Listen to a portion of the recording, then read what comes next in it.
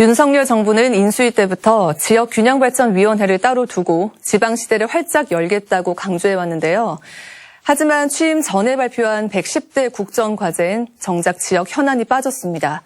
대구 경북 통합신공항 건립 사업은 어떻게 될지 권윤수 기자가 짚어봅니다.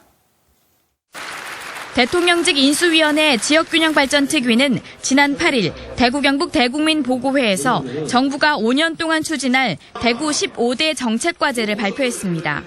가장 첫 번째로 제시한 과제는 대구 경북 통합신공항 건립. 민간 개발에 의존하는 기부대 양여 방식으로는 추진이 불가능할 것으로 보고 군공항 이전에 국가재정 투입을 약속했습니다.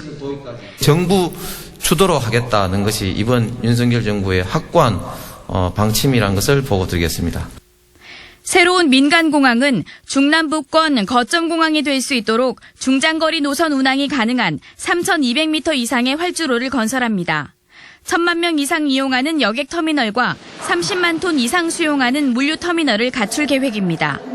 군이 의성 신공항 주변은 항공물류서비스산업단지와 공항 복합도시로 이루어진 신공항 배후 경제권을 조성합니다.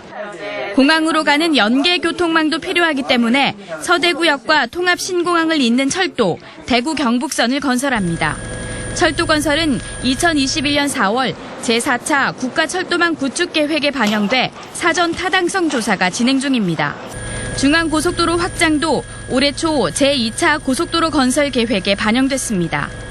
2028년 개항 목표인 통합신공항은 정부 예비 타당성 조사 면제가 필수적입니다. 공항에 대한 인프라 부분하고 접근 교통망 같은 경우에도 필수적으로 따라가야 되는 것이기 때문에 최대한 조기에 건설될 수 있도록 하기 위해서는 예타 면제도 필요한 것이 아니냐라고 저희가 건의를 드렸습니다. 하지만 예타 면제가 되더라도 넘어야 할 더 높은 산이 있습니다. 천문학적인 재원을 어떻게 조달할 것인지 구체적인 방안이 마련돼 있지 않기 때문입니다. 인수위 자료에 따르면 군공항 이전에 8조 8천억 원, 민간공항 건설 1조 원, K2 종전부지 개발에 2조 5천억 원, 신공항 배후 경제권 조성에 3조 원이 듭니다.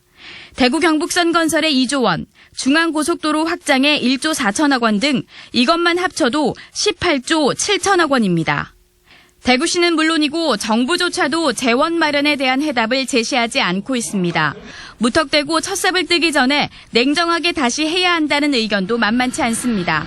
부산 가덕도 신공항과 더불어 정치권의 여론몰이용 선거 전략에 따른 무리한 사업 추진이라는 지적도 나옵니다.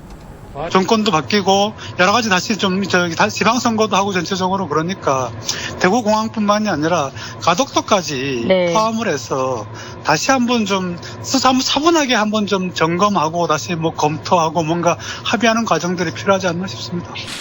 2029년 개항을 목표로 한 가덕도 신공항은 최근 국토부의 사전 타당성 조사에서 2035년 개항이 가능하다는 분석이 나왔습니다. 대구 경북 통합신공항도 빠른 개항이 가능할지 확실하지 않은 데다 공항 존치를 원하는 의견도 적지 않아 계획대로 추진되는데 많은 난관이 예상됩니다. MBC 뉴스 권윤수입니다.